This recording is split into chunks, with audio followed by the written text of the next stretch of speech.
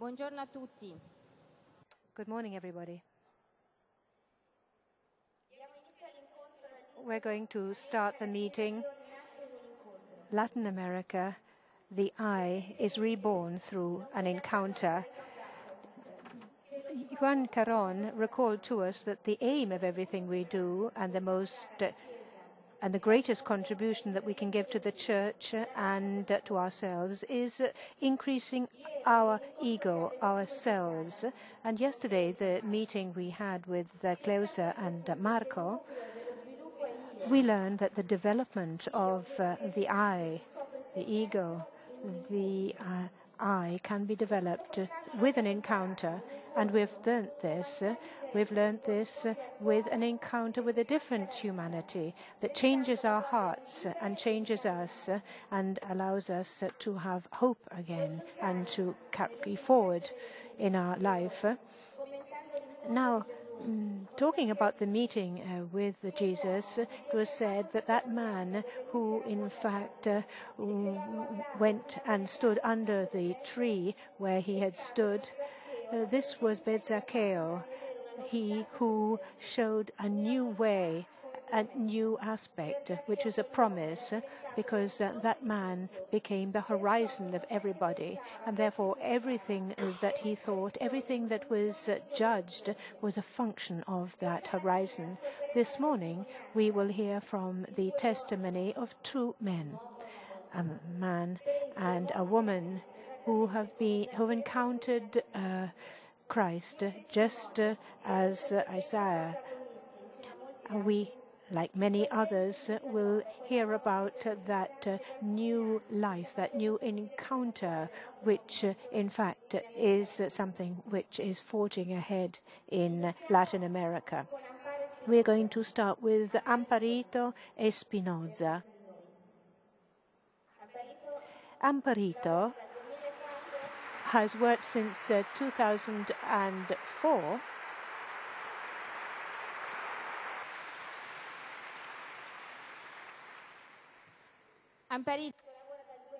has worked since 2004 as an educator in an AVSI Quito project in Ecuador. I got to know Amparito in a very difficult time of my life. I was in Ecuador without a job. We'd arrived in 2003, three of us, and we had came for the Episcopal Committee, and we were educators. This project, after a month, the project in fact stopped, and therefore we had no job. And therefore, we decided to develop a sort of child sponsorship system. This had been ongoing in Ecuador, thanks to Don Dario Maggi, who is the deputy bishop of Quito. We decided to start in Quito, and here nothing had been done. So we needed somebody with whom to work. And the Italian sisters, who had been there for some time, presented Amparito to me. As I say, we had nothing. We had no facilities, no office. So we met on the pavement next to her house to divide up the children, because we wanted to we had to go into the homes of these children and find out about them and so on. There were 300 of them, and after 4 or 5 months, we had gone round all the houses and seen the children, understood their conditions. And we met, as I say, on the streets, exchanging our experiences and what we'd done. It's with great emotion indeed that I accepted the invitation to present her today, to explain how much I saw her grow and how much she created around her in these last few years. She surpassed our expectations in her personal growth and what she achieved. And I say this from the bottom of my heart, you can do this work for years and years with the idea that everything can be resolved by doing and giving. And yet, it's completely different to really take stock of things and to be moved by what God, through our poor lives, can achieve every day. I'm very grateful also to all the friends who from afar support the work that we do in Ecuador. And I refer especially to the parent sponsors, many of you are in the room here today. And I'd like to thank all of you who every year support the tent campaign.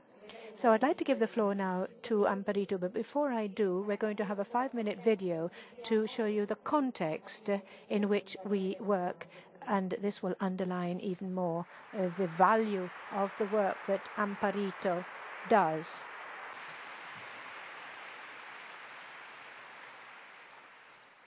Empezó a trabajar acá en estos barrios hace 3 años y medio. Ho iniziato a lavorare qui in questo. I started working here 3.5 years ago in this neighborhood.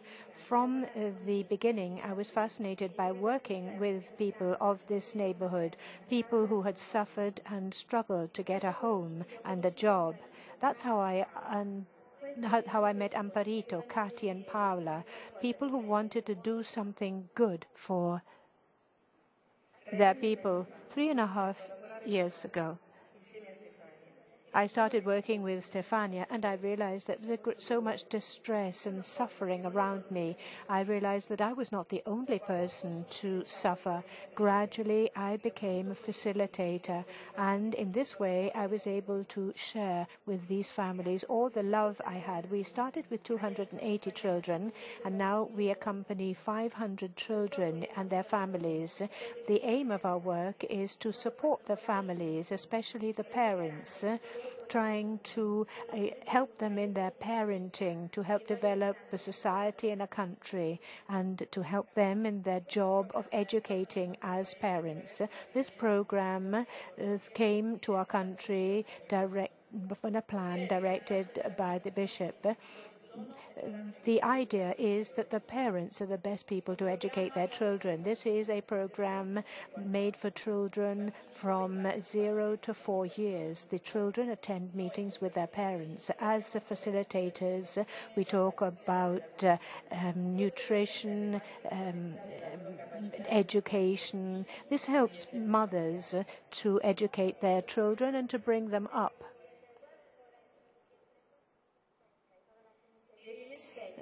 The PECA meetings and all the other initiatives that have developed afterwards, like the creche, like the after-school hours, and the help to get children into, or young adults into jobs, have grown. These things have grown gradually. I have seen, despite all the contradictions, much good come from this. I've seen people suffering who were able to take on a new lease of life. These people are people who now are illuminated by the light. What I love about my job is that I have learned to listen to the families and also listen to myself. One thing is to listen to others, yet it's another thing to listen to oneself, one's heart. Listen to the needs that you have, the need to have a friend. I have worked in other creches and nursery schools, but I didn't want just to help children, and I was losing myself as a person in my other jobs. And here I saw the need to make myself useful to my whole neighborhood. If God has given us children, God has given us the capacity to educate them and be a parent. I love children, and I have learned that we mothers have a certain intuition in terms of parenting, and this intuition is given to us by God. What I really liked of these meetings was to be able to help these people to love themselves and appreciate what they themselves do. What I have learned is to keep God closer to my heart and to share this with all the people I meet. There's always a light. They are good people that help us go on.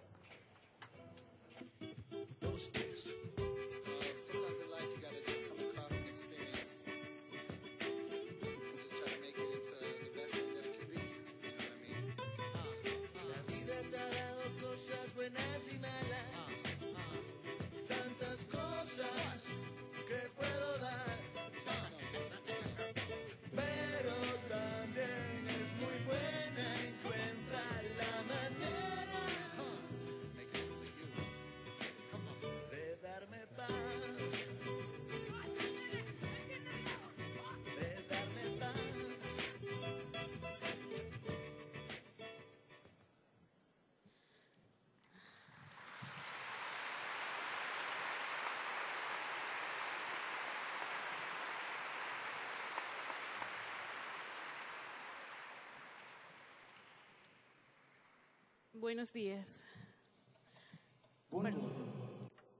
Good morning. For me, it's fairly difficult to speak before so many people.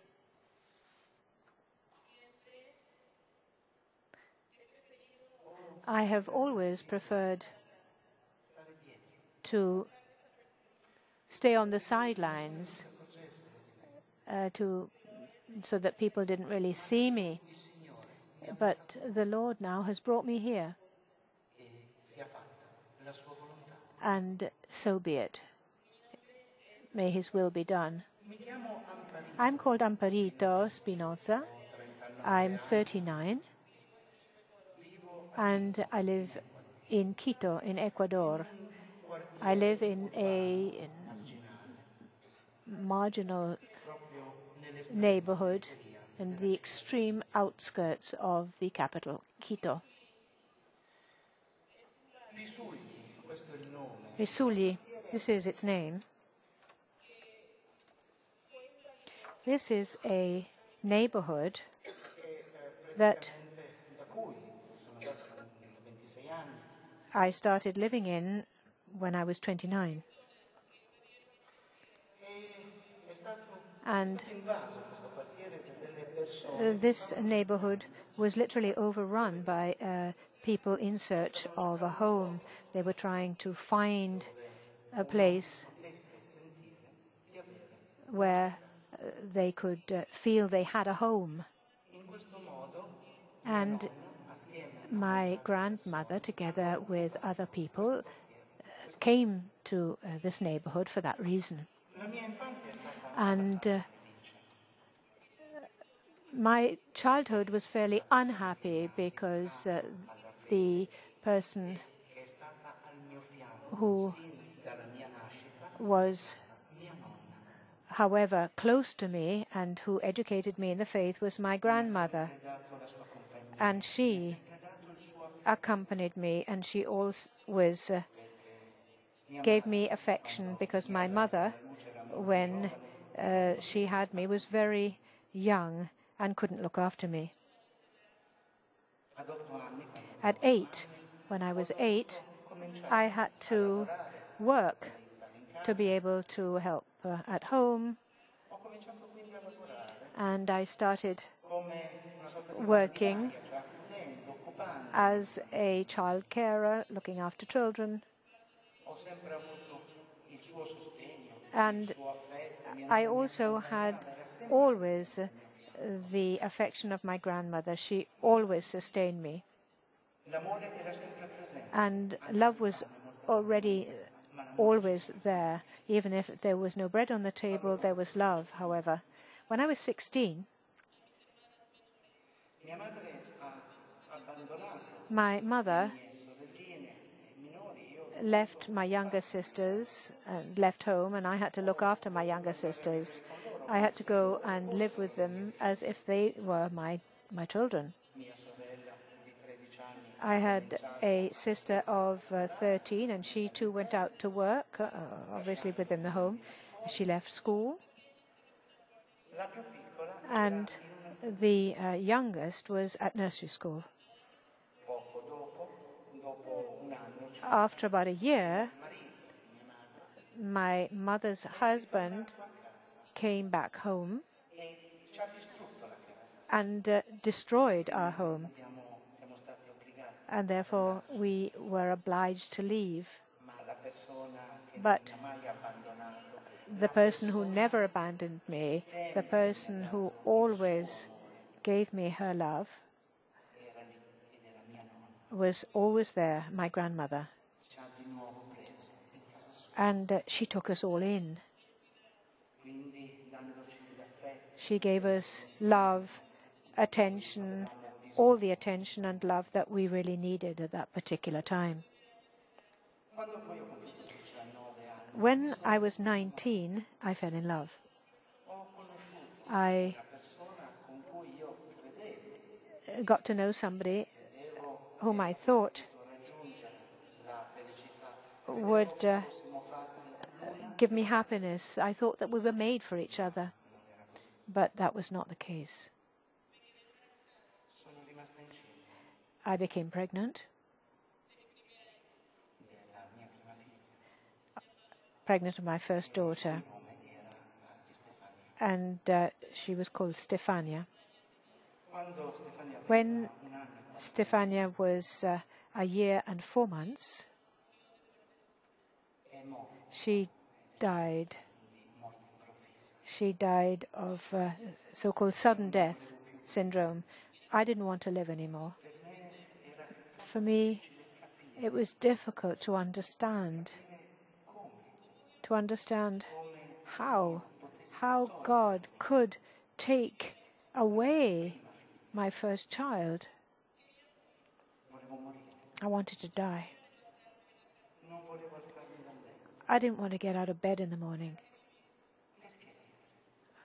What use was there to continue to live? But my husband insisted. And he came to see me. He came away from work to see me. I didn't understand why he insisted so much. I just didn't want to live anymore. After 4 months after the death of Stefania, I became pregnant of my second daughter, Amanda. Amanda, who's now 16 almost. And during my pregnancy, my husband, when I was 7 months old, my husband left. And he married another.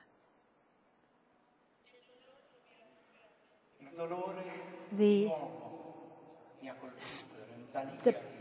pain again hit me. I was overtaken by distress and suffering. But this time, I didn't want the pain to take over because there was a life in me, a life that didn't belong to me. And when Amanda was born, my joy returned. I saw that the Lord had given me a second possibility of being a mother. And after that, I started working. I didn't leave my daughter alone. I took her with me on my job. When Amanda was 2, my husband turned up again. I loved him. And I accepted his return, and I took him in again. When Amanda was 5, I became pregnant again.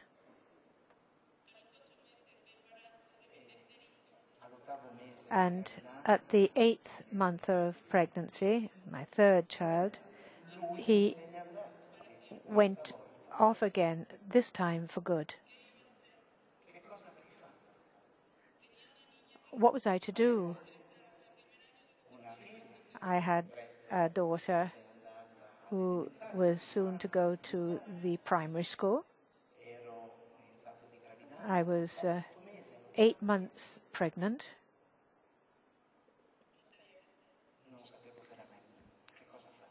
I just didn't know what to do. 8 days before Anthony's birth, my grandmother, who had always stood by me and who had always given me her love and helped me, she died. I felt even more alone.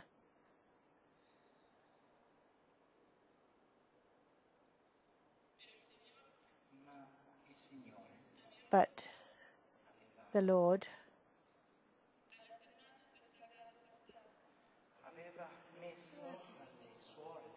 had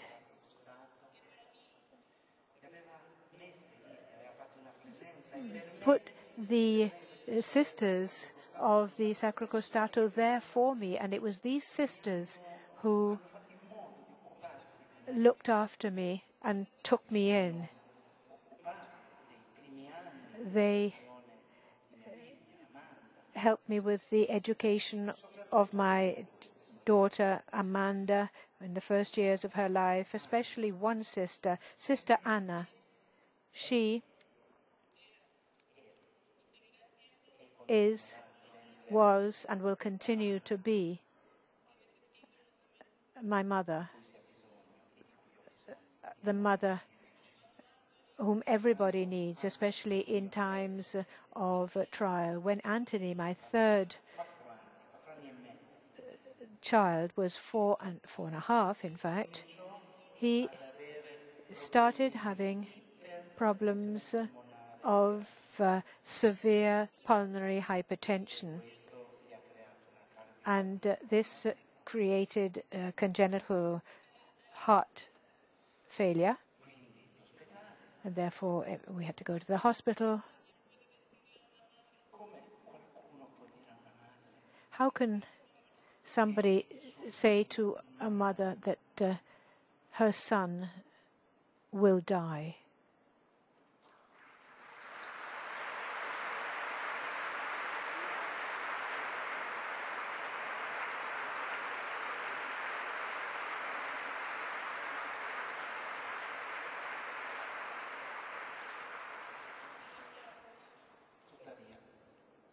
However, he was 4.5, Anthony. He was the person who gave me consolation. He consoled me during his illness. How can a small child like that console his mother? I didn't understand. I prayed. I fasted. I stayed up. I didn't sleep. But he didn't ask for himself. He always asked for me, for his mother, for his father, and his sister. When I fell asleep, he would say to me, "Mommy, I love you. I love you. I love you." Jesus healed me. I have nothing. Don't you understand? I have nothing.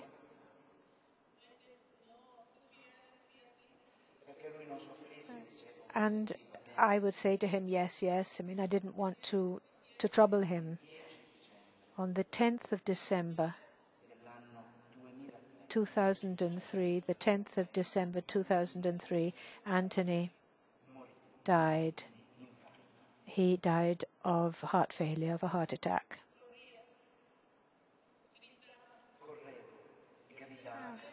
I ran around. I screamed. I hurled insults at all the doctors. Why didn't you save my son's life? I didn't understand.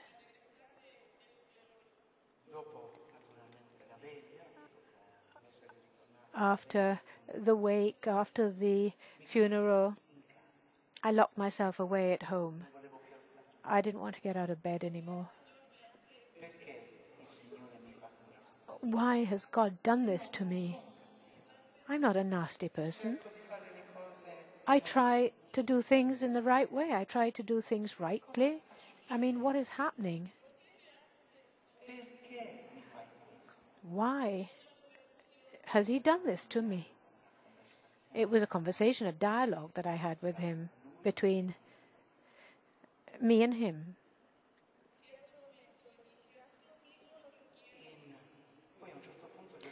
And at a certain point, I said to him, do with me what you will.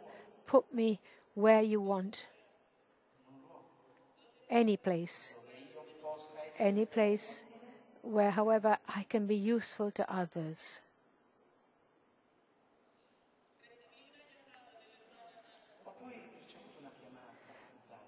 And then I received a call from Sister Anna. She would always call me. She was concerned about my welfare.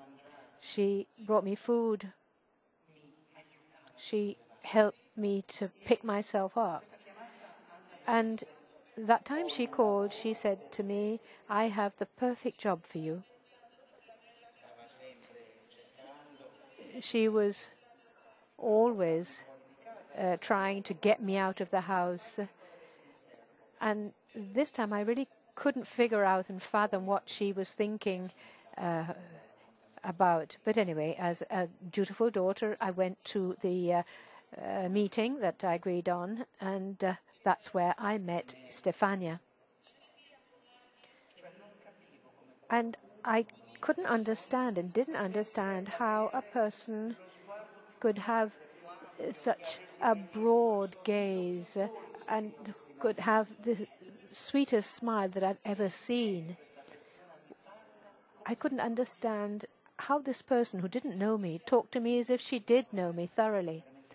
I felt completely surrounded, protected, and welcomed. And that's how I started to work for AVSI from the 1st of November.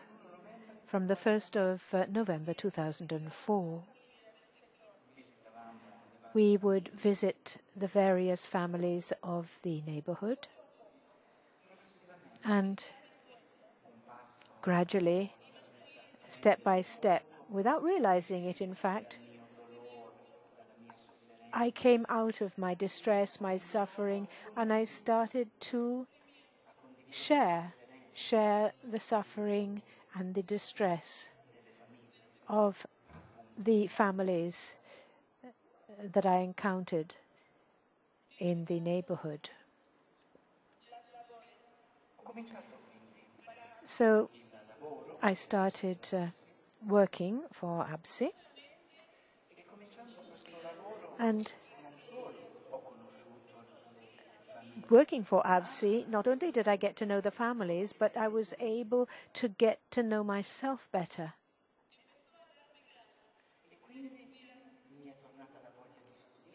And therefore, that led me to want to go back to school.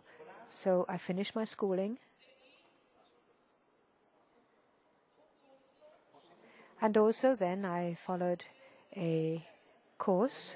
I attended a course as an assistant for nursery schools, for creche.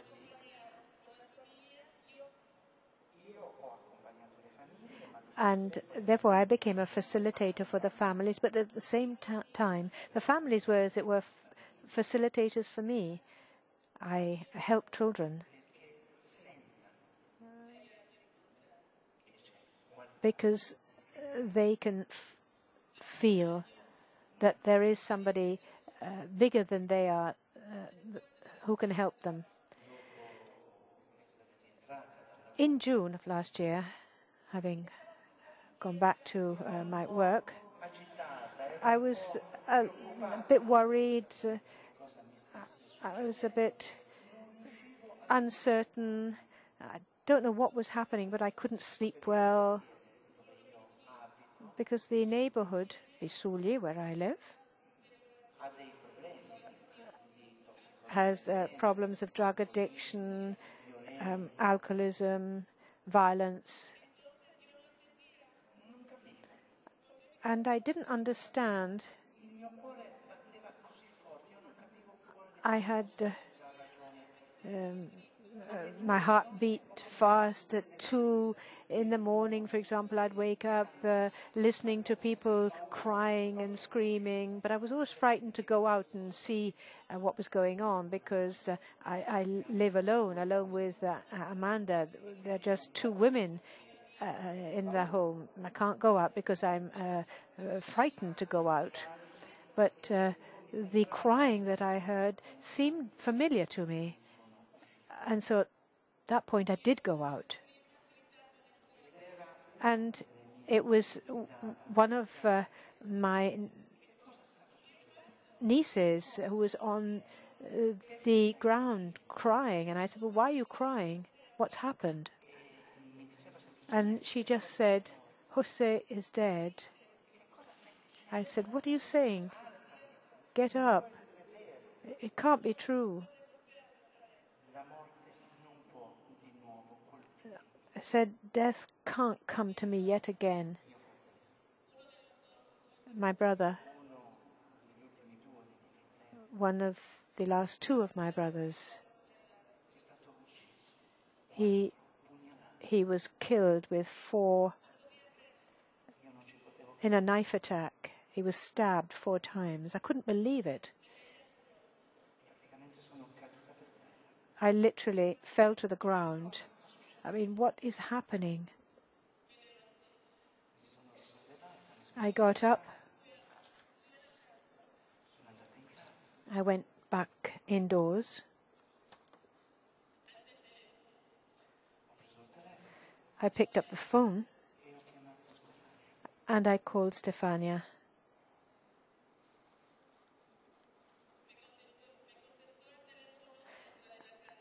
And another person in the house answered, Christina. And she said to me, Amparito, now just try and stay calm. Calm down. What's happening?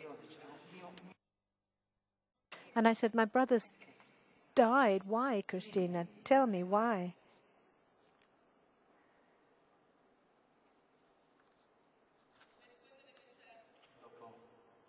After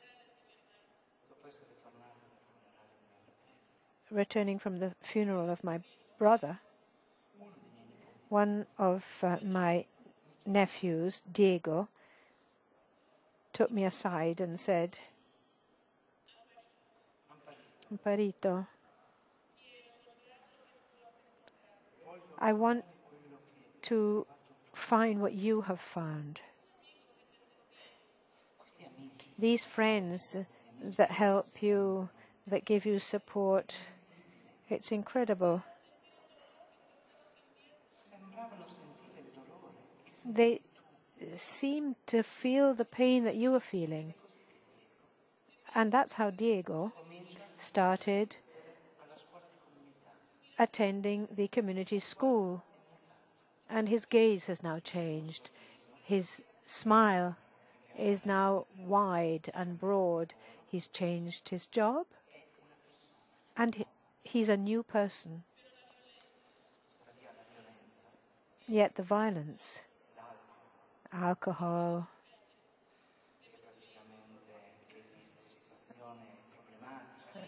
because it's a difficult neighborhood and these problems exist in our neighborhood of Bisugli. alcohol and drugs, in fact, tend to assail these youngsters who don't have an answer, who can't give an answer to what their heart is asking them. And this is why they become what they are. In May, Amanda fell in love. The problem is not the fact that my daughter Amanda has fallen in love and has known love. That's not the problem. The problem is the way in which she changed.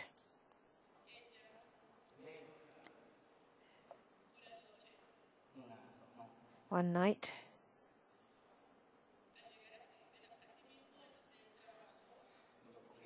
after I returned from work,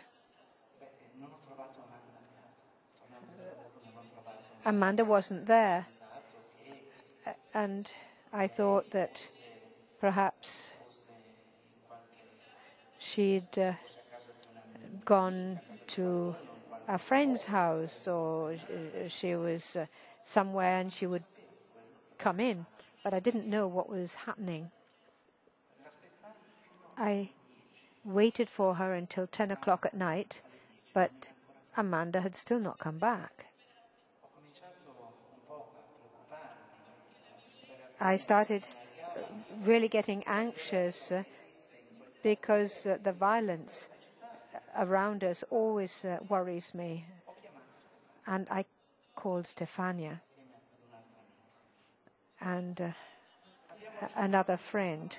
We started looking for her until 3 o'clock at night in the morning. We recited rosaries several times, but Amanda couldn't be found. What was happening?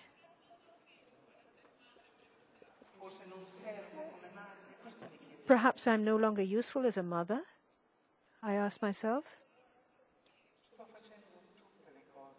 I'm doing all the right things.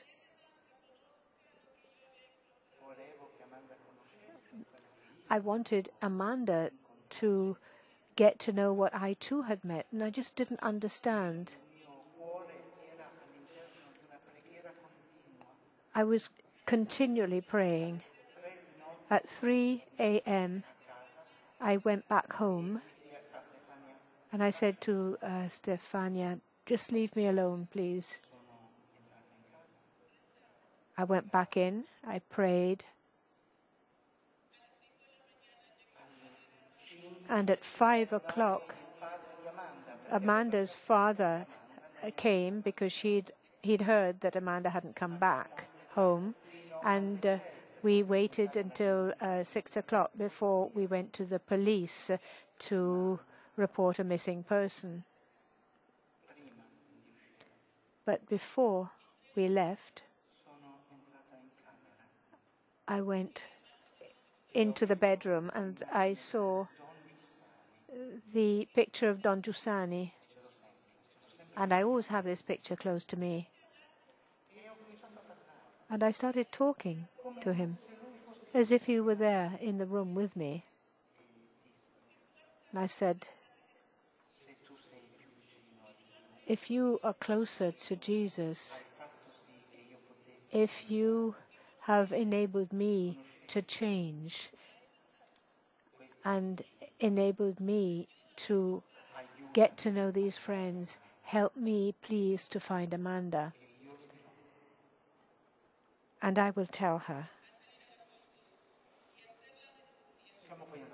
Then we went to the police station. We reported a missing person. And Amanda's father was was with the police with regard to the report and so on. And I was there and I was just praying. And that was the time when I said, I abandon myself completely unto the Lord. My life is yours. The life of my daughter is yours. You have shown this to me several times, I am not deaf and I will not be deaf this time.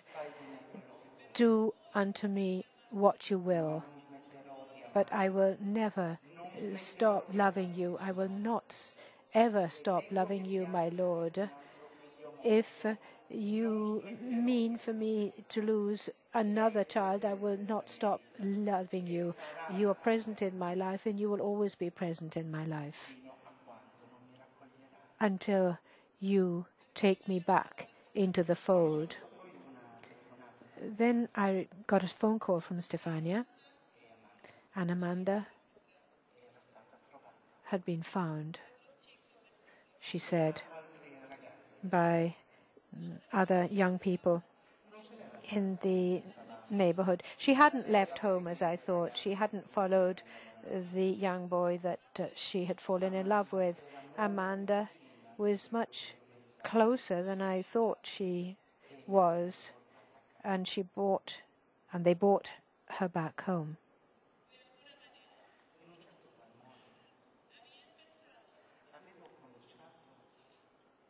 To a certain extent, with that episode, I'd started to be part of a dream, just allowing myself to be taken along by circumstances, by what was happening and had happened around me, forgetting the great event that had taken place in my life. And I understood, however, at that point, that my life and the life of my daughter belonged to something and somebody bigger than myself, and that was what I needed to awaken, and especially to understand that things don't happen by chance, but they happen, things are taken away from you to get you to understand His presence. And this is the greatest thing, and this is the greatest thing that can ever happen to you in your life.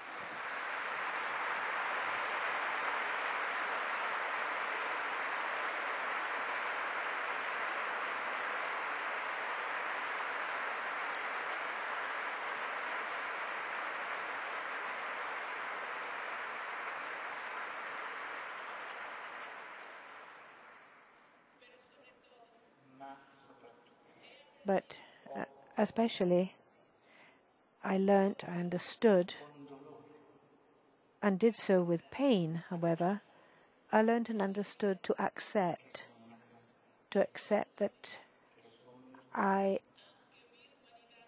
have been created, I am an instrument, even with my limited humanity. I am an instrument. Very often, I didn't understand why I was chosen as His instrument, and I feel unworthy. But especially I have learned to accept myself and to accept everything that happens and everything that has happened in my life. I wouldn't change my life for anything, despite all the pain and suffering that I have experienced and gone through. Because Christ has made Himself manifest through the friends that He has placed close to me and which He put on my path, giving me a new gaze, looking at me in a new way. Why not forgive the father of my daughters and allow the love that I feel for him and I continue to feel for him, why not allow this love that I will continue to have for him, why not allow it to exist, but to see this as part of something bigger, in someone bigger. It is only in this way that one can experience forgiveness. And why not forgive?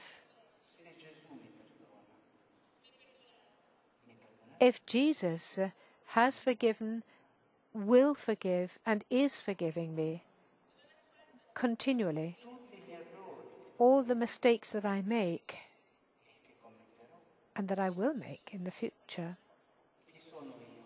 who am I not to forgive? If I am no one, I am nothing. I am just his creature. Thank you for having shared my story with me.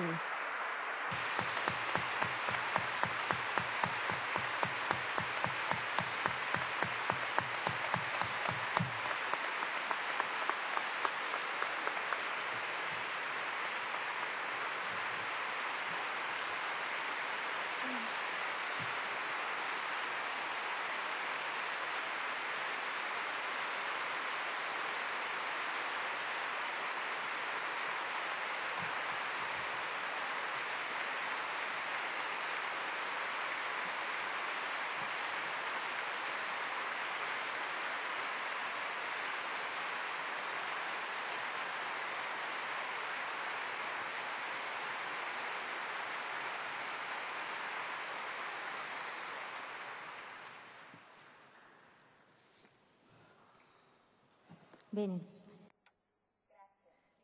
Thank you. Thank you, Amparito, for your testimony.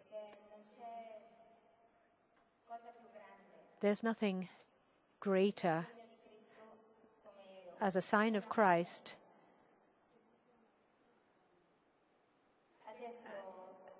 nothing greater than her testimony and a person like here. Now we are going to hear from Monsignor Santoro, a great friend and a great person who is a protagonist of our work in South America. His Excellency Filippo Santoro from 1984. He started from Puglia and went to South America, and he went to Rio de Janeiro, and he was invited to do so by John Giussano and the Bishop of Rio de Janeiro. He was in charge of the ecclesial administration of Comunione and Liberazione in South America. And in 1992, he participated in the General Episcopal Conference of Santo Domingo. In 2007, the fifth conference, which took place at Aparecida in Brazil, as a representative of C&L, nominated by the Holy Father. He also attended the Synod of the Bishops later on, and at Petrópolis in Rio de Janeiro. We've asked Monsignor Filippo Santoro to give us his testimony of his encounter with Christ and what triggered this encounter, and to talk about the encounter of Aparecida, where he was present at the conference, and which was a key conference to which all the churches of South America refer today. As you have seen in the newspapers today, he will talk about the current status of Comunione e Liberazione in South America. The floor to Monsignor Filippo Santoro. First of all, I'd like to thank Amparito for her testimony, which shows how the Lord changes and manifests in order to change reality. And he also acts in the joy of Amparito and the joy of Job, and also through the testimony of even more simple people. I was asked to give a testimony and to talk about the situation in South America. All this part starts from an experience that I have had, and after such dramatic things, I'd like perhaps to start off on a lighter note with regard to how my mission started in Brazil. I had never, ever thought of going to be a missionary in Brazil. In 1984, Don Ricci came to Bari in southern Italy for a meeting. He'd just been to Rio de Janeiro with Don Giussari, and he'd met Cardinal Serles of Rio de Janeiro. And he started talking about Brazilian fruit juices after dinner. And he said there are juices which in fact calm you down or pick you up. If you've got intestinal problems, they aren't purgatives but help you nonetheless. But also at the same time, we need a professor at the Catholic University of Rio de Janeiro, by the way.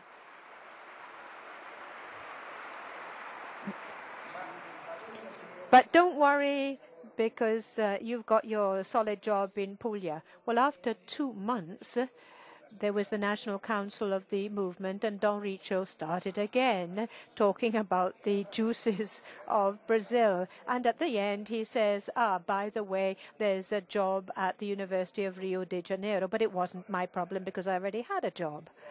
And therefore, the definitive answer came when Don Giussani went down to Apulia to have a meeting with the regional fraternity and the regional council, which was very worried, but he said, okay, we'll do this, we'll do that, and so on. But he said to me, now, Filippo, calm down. Would you go to Brazil without juices or without anything? I mean, he said, would you be willing to go to Brazil? And would you be willing, I mean, he didn't say go to, he said, would you be willing to go to Brazil? He asked me, and I said, okay, I'll go, you take over the regional aspects, and I'll go to Brazil. Because with Don Giussani, at the meeting we had with him, we understood how reasonable his request was. And it's the voice of somebody who calls you to do something that you have never thought about before, which changes your life radically, but you understand that voice and it seems reasonable. So I went. And I remember another meeting with Don Giussani in 1974 when he just started the movement in Puglia. And he called me and he said, Filippo, would you be willing to come to the National Council of the Movement in Italy? And out of friendship for me, not to organize things better in the region, out of friendship for me, he said. So he invited me to take a position of responsibility because of the friendship we had. And therefore, yet again, I had this father figure who called me, but at the same time, who offered me a mission. And that's how I went. I went to fulfill my mission, and I simply answered an invitation in doing so. And during the period when I was in charge of the movement in Latin America,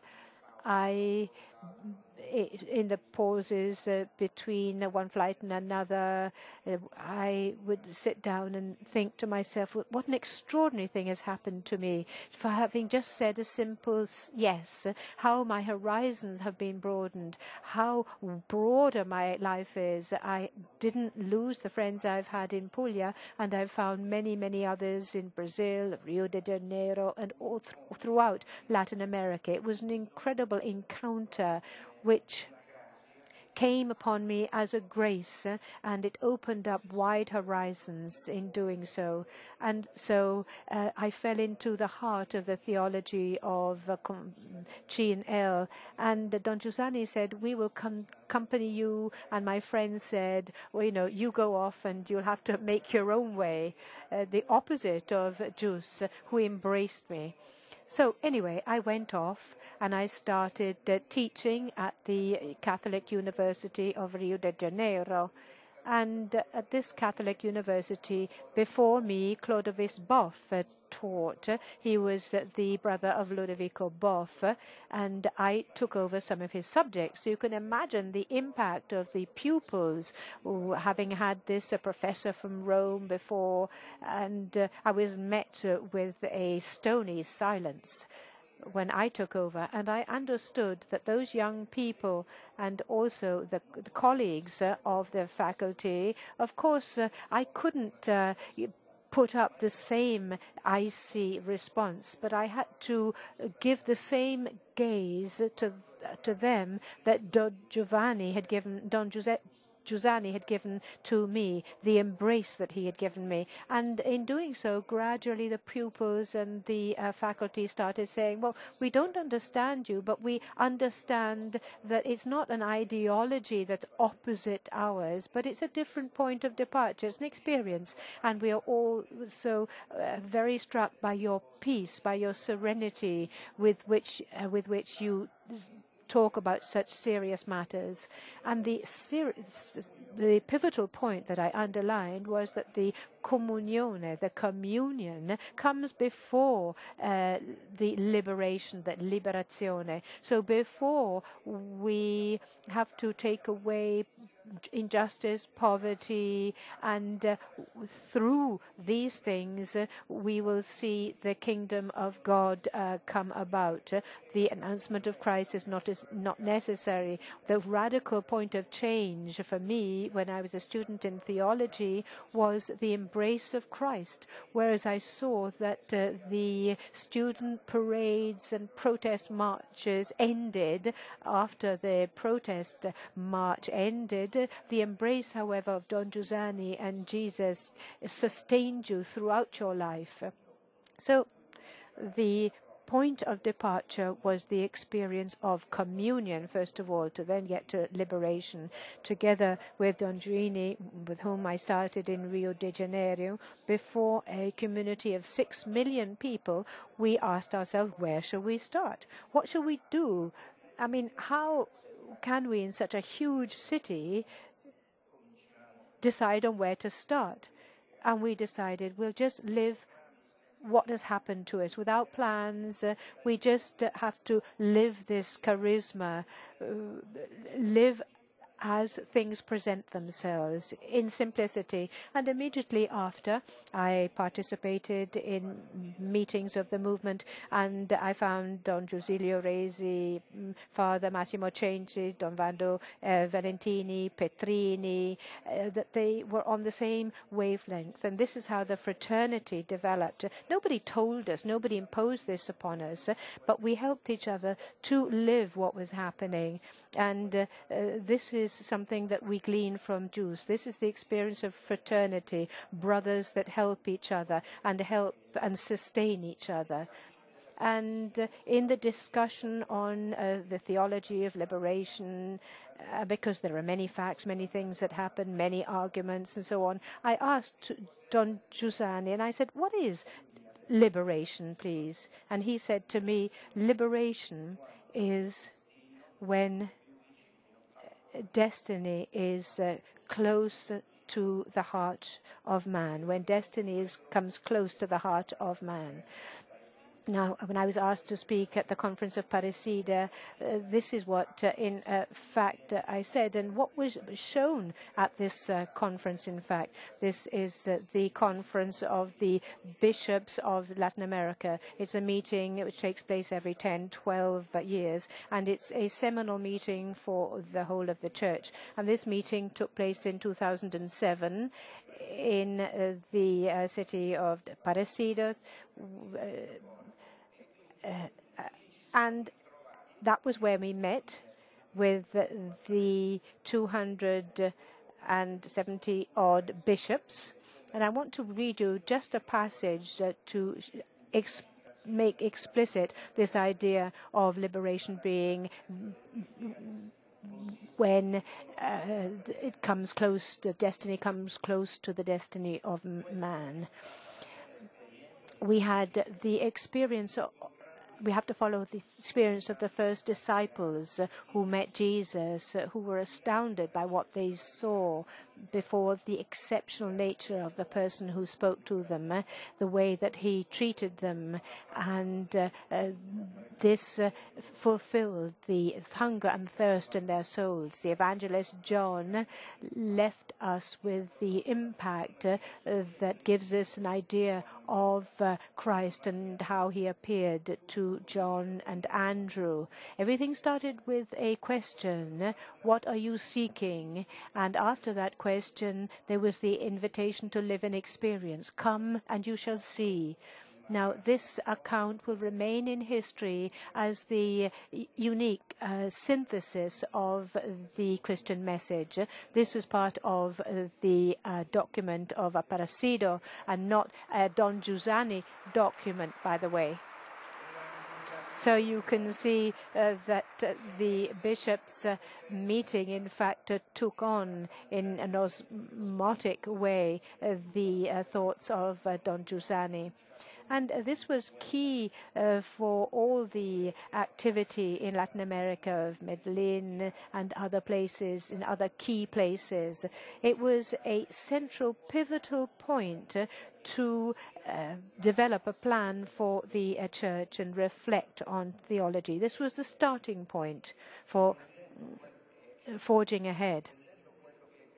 And going back to what Cardinal Ratzinger said in another conference, the text incorporates this pearl of Cardinal Ratzinger. Our greatest threat is the mediocre pragmatism of everyday life, in which everything apparently proceeds normally, but in fact faith degenerates into banal things. We're all invited to restart in Christ and re-begin in Christ, so that the missionaries and disciples of Christ can be forged for Latin America. The formation of the missionaries and the disciples is our job, because we have lots of people who are baptized, but how many are really missionaries and disciples?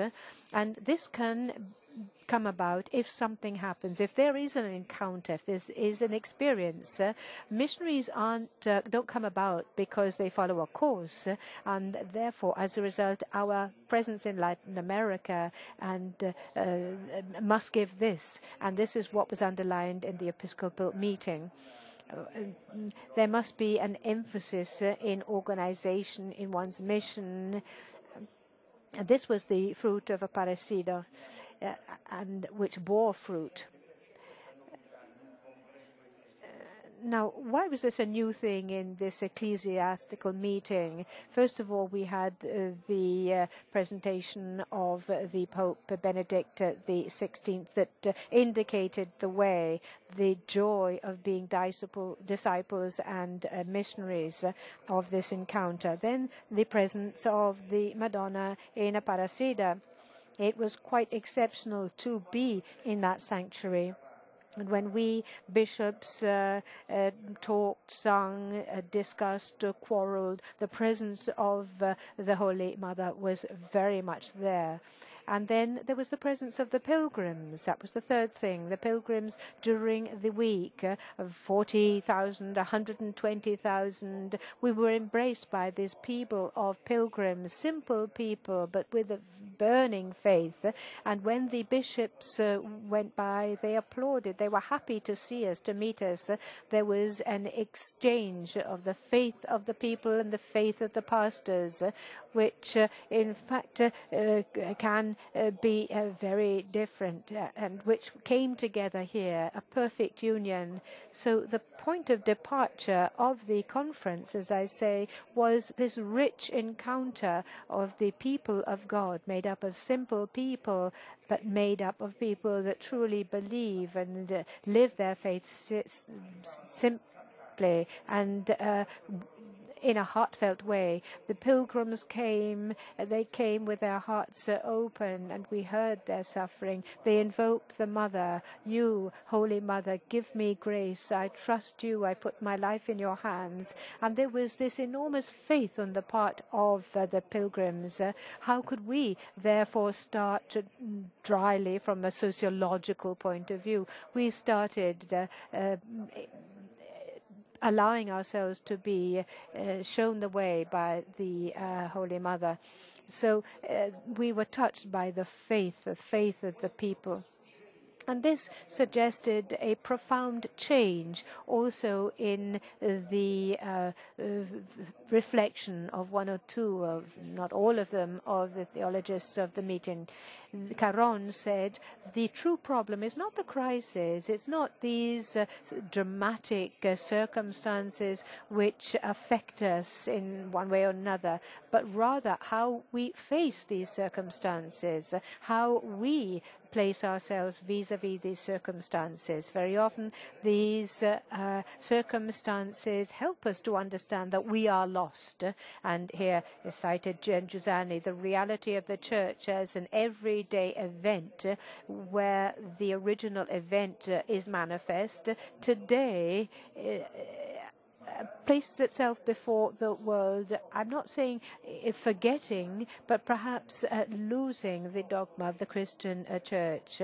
Its ontology, the advent of faith, perhaps has been set aside. So in other words, the mistake that has been made is a mistake of method. We see the encounter. Now, before the lesson of Emparacida, the Clodovis Boff took the floor and started to talk about the dire ambiguity of the terrible ambiguity of the movement. And he said, when we ask the question whether poverty is the key to the theology of the church, and we ask ourselves whether there wasn't God before Christ, again, there is a stepping back. God is in the first position by principle. What is the problem, Clodovis says, is the fact that a capital issue is not being solved in the realm of method. And this is his judgment. The principle does not really get across in the method. It is something which is not translated into an operational principle. Even if the principle is accepted, it is not translated into a method. And if it is not seen in the everyday life of a person, it cannot be fulfilled epistemologically. And the replacement of Christ by the poor person is the key. Had we said all that, well, that would have perhaps not been or been accepted. But as it was accepted by Leonardo Boff, in fact, it created a great uproar, and there was many people came out against what had been said. He was accused of various things and so on. Clodovis said the theologies of liberation, in fact, carry out and are equivocal. They go along the Christianity of Karl Rahner. And this equivocal attitude has, in fact, given rise to disastrous practical consequences. The public confession of faith, prayer, and so on have been influenced by this, and let alone the regime of revelation. This equivocal theology has led to a great deal of disastrous consequences, and which has also led to the loss of Christian identity. Now, this quarrel and dispute that started off is not just a theological discussion, but questions the whole of our life, the position of the church and our everyday activity, over and above the theological discussions that took place in Latin America and how we were to reorganize our mission. It indicated that there was a need to take on board once again the presence of the mystery. The document of Amparito says what defines us is not the dramatic circumstances of life, nor the challenges of society, nor the activities that we should undertake, but what distinguishes us is the love that we have received from the Father thanks to Jesus Christ through the Holy Spirit. So in other words, this was a simple encounter, an immediate encounter, an encounter as that when Don Giussani asked me to go to Brazil, when he asked me, would you be willing to go to Brazil? It's an encounter like an encounter that I have with my faithful of Petrópolis, an encounter like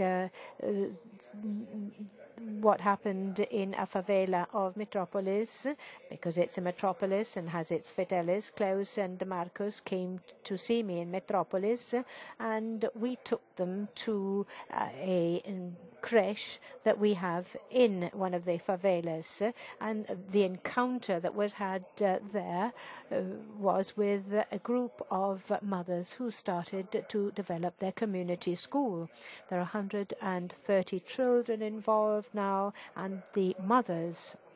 Now, when Cleo started to talk about her story, the mothers who were very hard, very tried, very harsh and very poor, they listened and they said, well, you're one of us. You give us hope. You are one of us and you give us hope. And after that, Klaus said to me, when I met these people, I touched the cloak of Christ. The presence of Christ.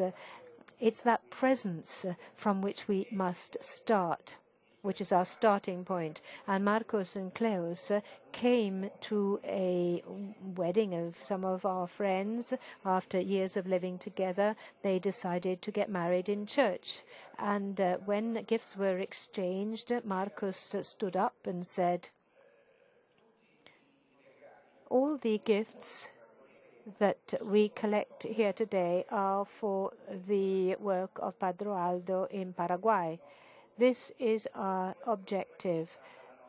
This has been our decision. This is our decision because going to Paraguay, as Marcos and Claire both have said, we have learnt how to have a new gaze on the work with the workers without land, and as other people who work with those dying of AIDS. So all the things offered will be given, he said, to Father Aldo's work. And again, there was another encounter of priests of the South America, Latin America, with the participation of bishops and cardinals. And Klaus came to that meeting as well, and he took the floor and he said, first of all, I'd like to thank you for this yes that you have given me, this help that you have given us. Had this not been the case, I would not be able to return a yes to you.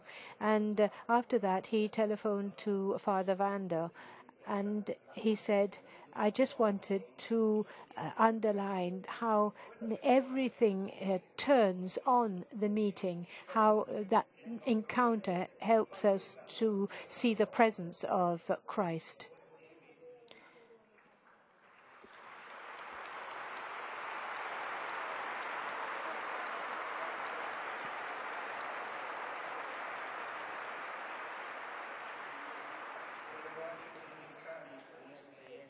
There's another experience that I have had recently.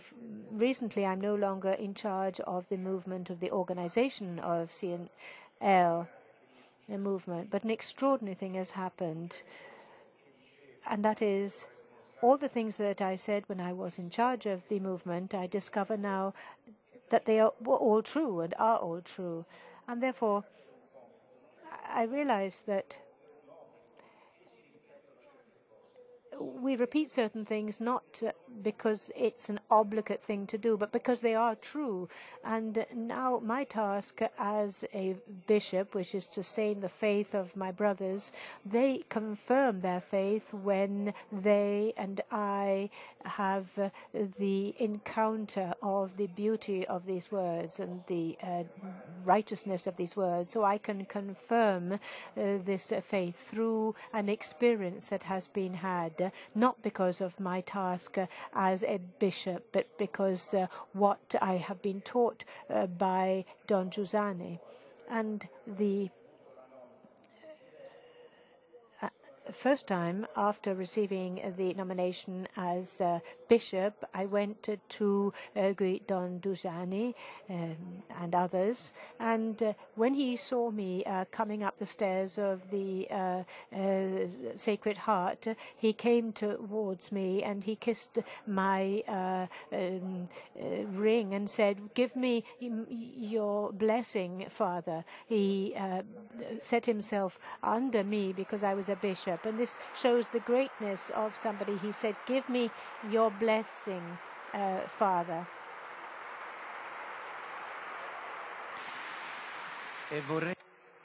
And I'd like to conclude with a message that I've had from my friend Elisa Di Canosa, who lost her husband Carlo. She, citing Don Giussani, evidenced the new origin of the I, the ego, and how this can be reborn with this encounter. Citing Giussani, she says, the testimony is a little bit of a death for Christ.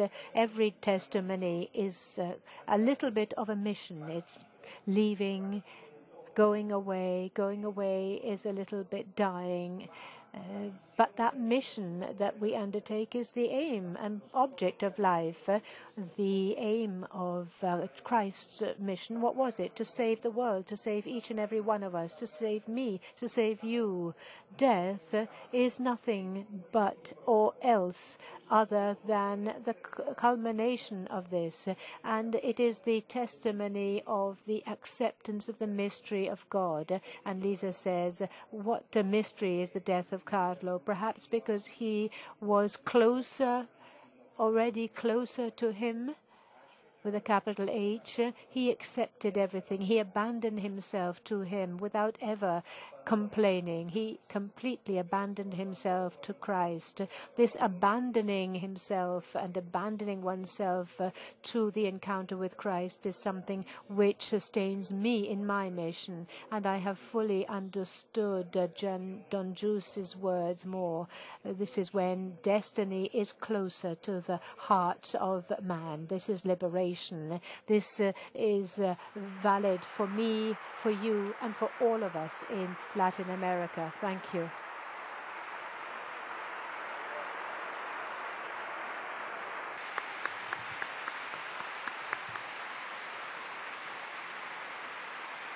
Ringrazio.